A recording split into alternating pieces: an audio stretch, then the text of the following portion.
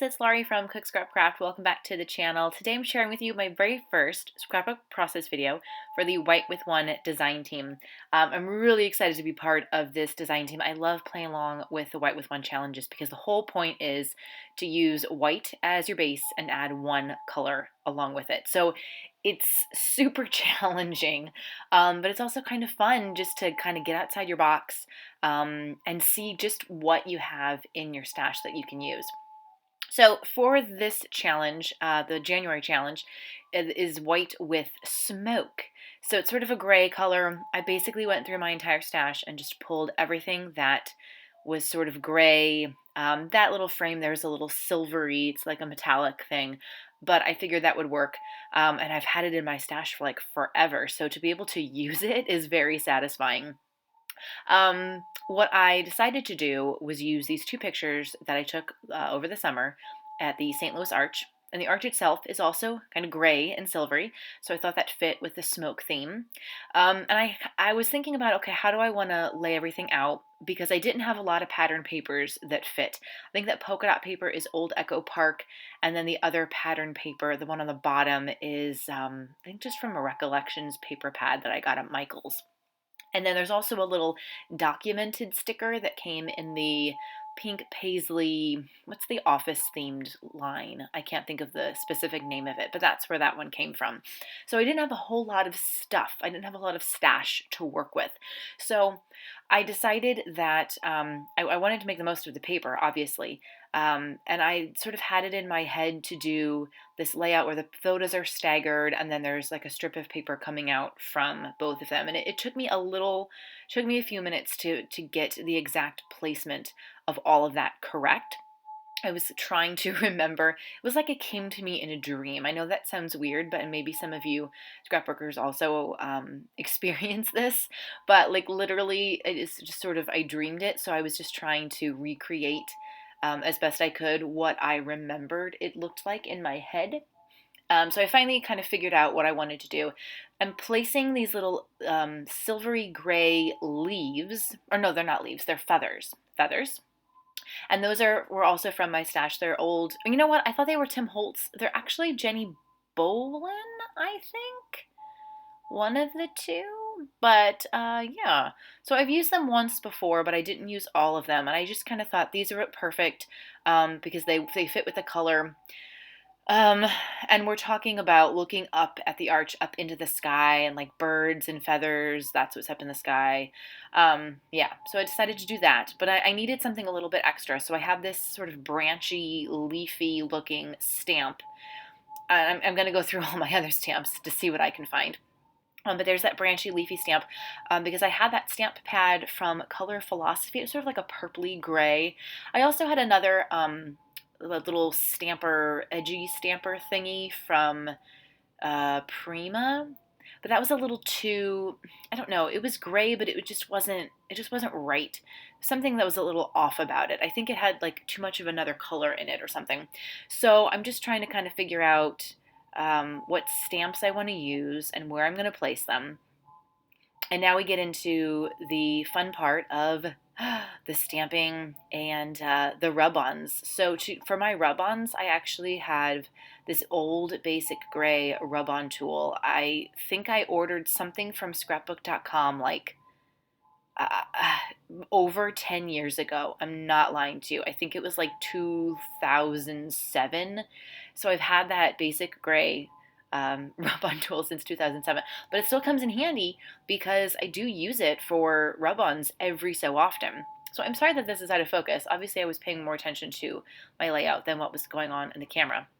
But I'm just placing all of that down first because I figured that would be easier to do if the photos and everything were out of the way, because actually one of those stamps is going to get covered up just a little bit by the photo. So I kind of knew where I wanted it to go, and I just needed to move the photo first. So now I'm going to add all of that stuff back here. And here I'm using a little tape runner that I got at Tuesday Morning, which is super cute, and I've already run out of the adhesive. But if you watch my channel, you'll have seen that I went to the Dollar Tree and got some double-sided Scotch tape, which is photo safe and works perfectly. So now I'm going to adhere the photo there. Now we just basically have to kind of get the bottom of the page done. Something with with these challenges is that you can add, I think it's black and blue, so that way you can, because those are considered neutrals, but that way you can add titles, with your lettering. I will add a little bit of extra black with some, I think I used 4 enamel dots on this, just because I needed something a little bit more for dimension and like just to pop, I don't know. I think it ended up looking really good that way. So I'm pleased with the result. Okay, so that frame there is old making memories. And I mean, normally you would use it, I guess you could use it to frame a photo, but I just kind of liked it as an accent piece. I didn't really have a photo that was that small. I don't think I've ever had a photo that small. Um, well, no, I take that back. But I just didn't use it for the photo. So anyway, so I'm just in the process of rubbing on all of those feathers, which were really, really easy. It seems sometimes there are rub-ons that like just don't work at all, but those were pretty easy. And that stamp is from Cheeky Studio, and that always stamps really, really well. I don't know if it's the stamp or if it's the ink pad, but I've never had a problem with that stamp. You will see a stamp that I do have a problem with, which is so unfortunate, but that's coming up in just a second. So now I'm putting down the letters over there, and my big head's in the way. I had actually gotten this alpha sticker pack from Michaels a long time ago. And I used it most of the letters. There were a couple letters left, and I thought, okay, I gotta make room in my scrapbook stash, but I know that I can make some words with these leftover letters. So one of the words that I made was first, and I just put it in a drawer and said, I will use this eventually on a layout, and then I got rid of the rest of the alpha stickers. Well, originally I wanted to do a different title for this, but I knew I just didn't have the right letters or the letters in the right colors, so I decided to call this First Arch Visit because that's what it was for my daughter. She'd never been there before, so we took her up in the arch and had a good time. So the first is in that sort of, I don't even know what you'd call it. If you look up close, it almost looks kind of like twiny or ropey. It's sort of like a grayish, blackish thing, depending on how you look at it. So that's the word first, and then I have these other black alpha stickers that they're right there, and I'm gonna spell the word arch visit in those. So that's the extra black that I'm adding to this as my neutral. So I have the letters all down. Now here is the stamp, and the stamp says something, I think it said like fabulous. So I'm practicing stamping it because I want to see how it's going to look. And man, oh man, you guys, I think this stamp is from American Crafts or one of the American Crafts brands, and it is so hard to work with. Like, I can't even tell you. I just don't know.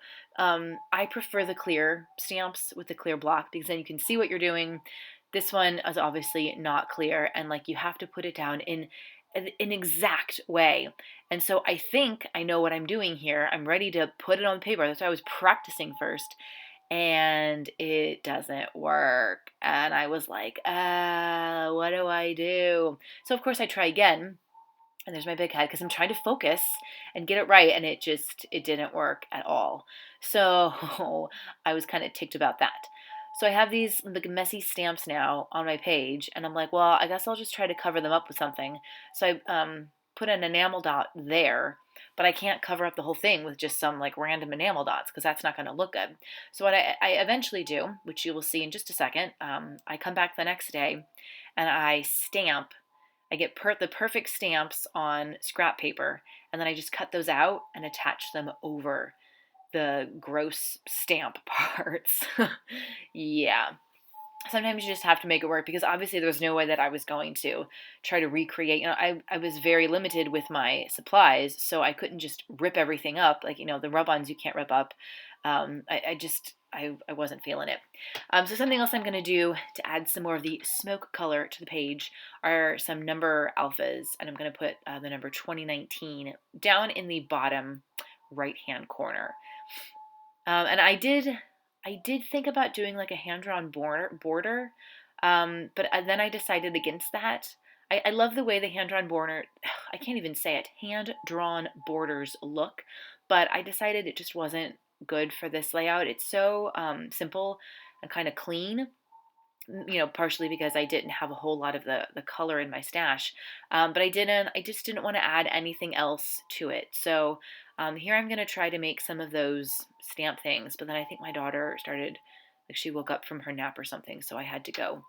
I had to go tend her. Actually, I think that was the day she got sick. So she woke up from her nap and she had pink eye. So that was fun right before Thanksgiving, actually. So I was making this last year, but I'm now sharing it with you in 2020. So I'm just trying to get some of those perfect stamps, you guys. If you have tips on how to use stamps like this, let me know. I would love, because I would love to use this stamp more, but it's just so tricky to work with. So anyway, that is the layout. You're going to see pretty soon how I cut these stamps out and how I just like put them over because it's white on white. So there we go. It's white on white. So all I had to do is just cut it out. Sometimes you make mistakes in scrapbooking, but there really are no mistakes because you can always work around it. Something can always be covered up. Something can always, if you are a scrapbooker, you can always make things work. And that's kind of the beauty of just the creative process, I think. So I'm going to have a link below where you can participate in this month's White with One challenge. And I also have links to all my social media, so definitely come follow me there and give this video a thumbs up, and subscribe to the channel because I'm going to have a lot more process videos to share with you for the White with One design team, which I'm really excited about. So you don't want to miss out. You want to know how you can participate. There are prizes available. It's a lot of fun. Great community too. So close-ups of this are going to follow, and I will see you guys next time. Happy scrapping!